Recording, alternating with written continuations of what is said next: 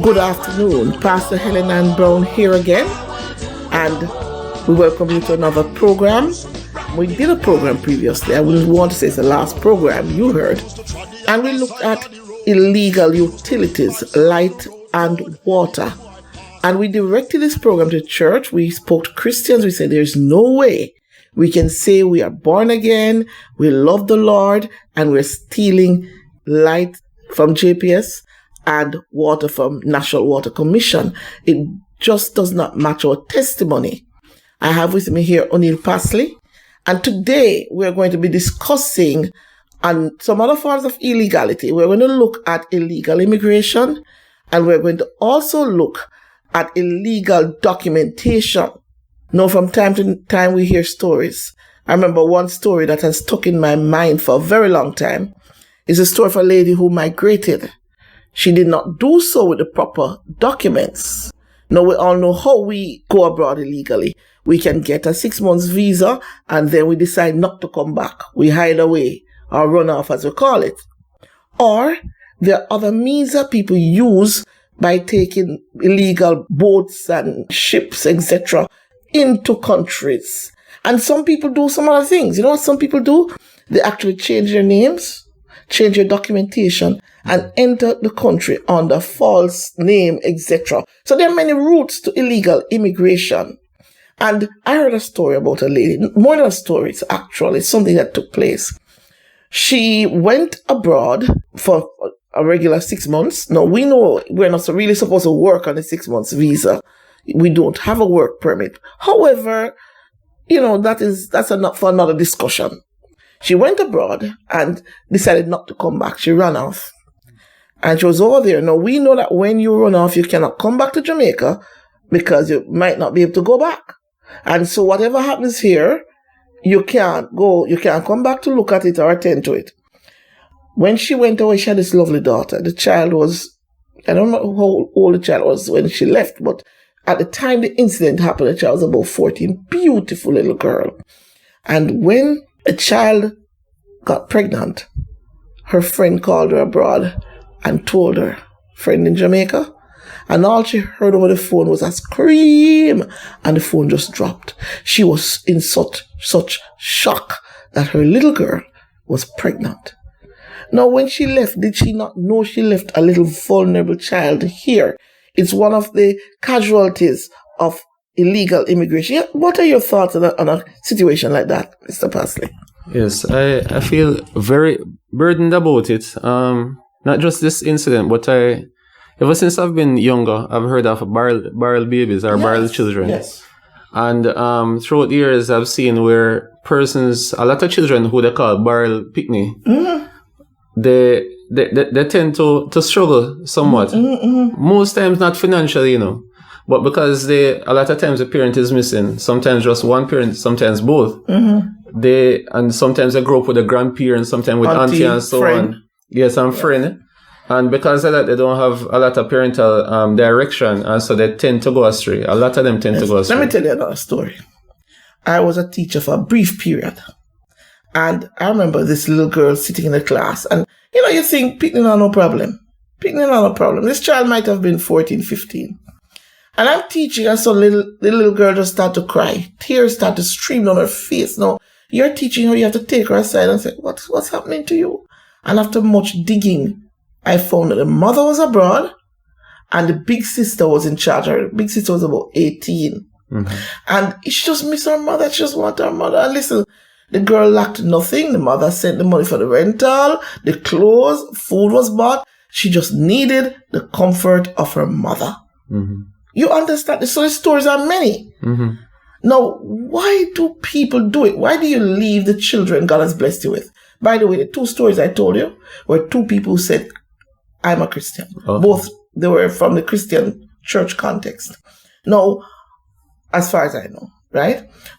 Even if one of them was not, we know of the story all over the church. Why do people do it? Why do we pack up and leave Jamaica, leave our children to go to the US? Why do you think people do it? Persons say, for a better opportunity. Persons don't look at the social aspect of the children's development. I think money is everything. Yes.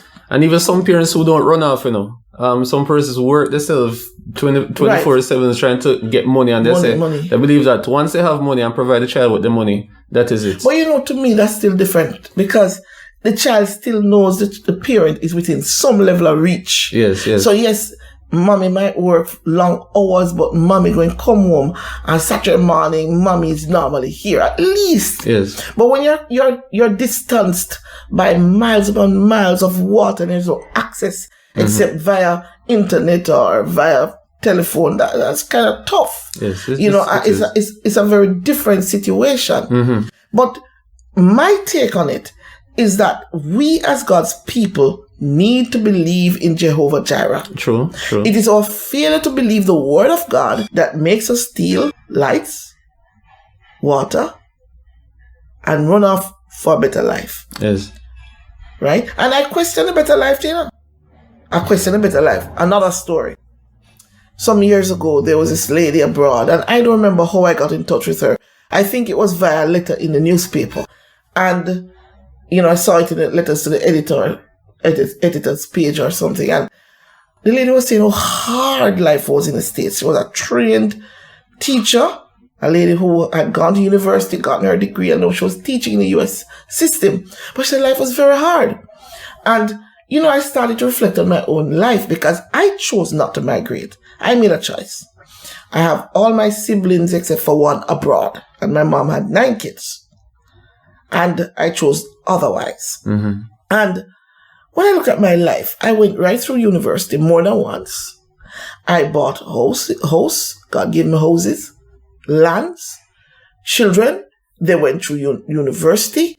Everything was done for me right here in Jamaica. And I realized how much Satan has deceived people to think that God cannot provide for them in Jamaica. If your God can only provide in the US, something is wrong with your God.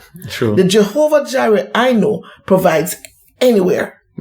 Therefore, before you fly to get the visa and jumping up, let me get visa. Know that it's the will of God. That's what I feel. Yes. I feel you need to know it's the will of God.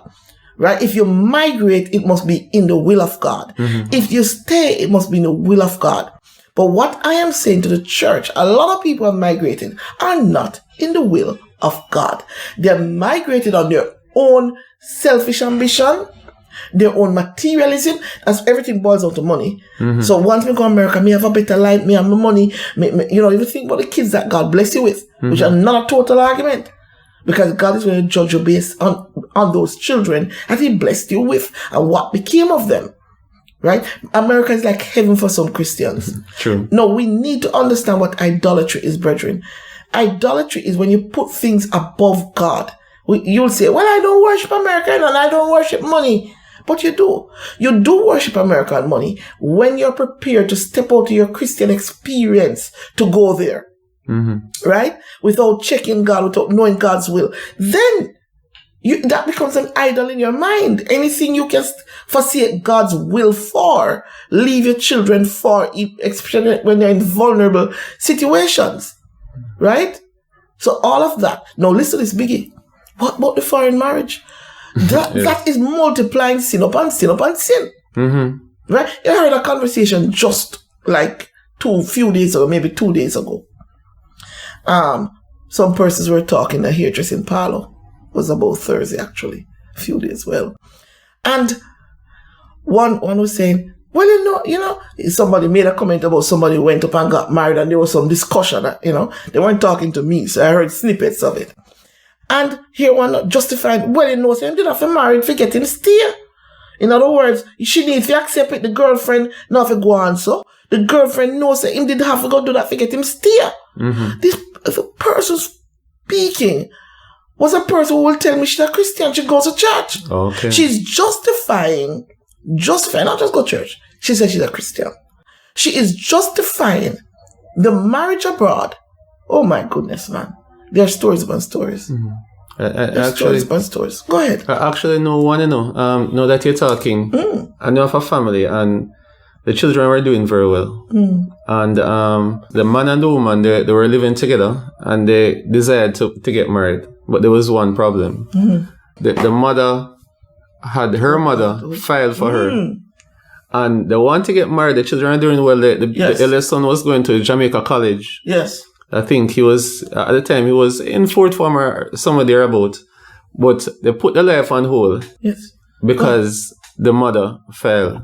Yes. For yes. Right? Yes. And right now, the last thing I heard, the mother, eventually the filing went through. The children went up. The mother went up. The father is in Jamaica. Not for that. A lot of that goes on. So the relationship split. I mean, the family is put on hold because of this. The counter side, no. Right. Yes. My goodness. It is a serious crisis. Mm-hmm. And I'm more concerned about church. Sinners do sin, but we're called to do righteousness. True. Another story. There's so many of them. Mm-hmm. You're in church, but you cannot get married. You're courting, you know. You cannot get married because somebody filed for one of the parties or both. So you're prepared to fornicate, destroy your Christian life, because if you marry, you mess up the papers. I've seen that in church. I'm sure many pastors have dealt with it. What kind of thing is this? This cannot be Christianity. Mm-hmm. America cannot be so important that you're prepared to surrender your purity, your righteousness for it. Mm-hmm. So we have all the stories. I'm going to see, in the last few minutes, if I can look quickly at the legal documents. Yes. I remember a young man who got saved, and he came into the church, my brother, and he told us in all his life he had never had a legal insurance document, fitness, or what's the next one? Registration. Mm-hmm. Never. So when he got saved and the Lord started to transform his mind, that's when, for the first time, he went and did a legal fitness and did all the legalities of government for that document. Christians are there carrying, people buy license. Can a Christian buy a license?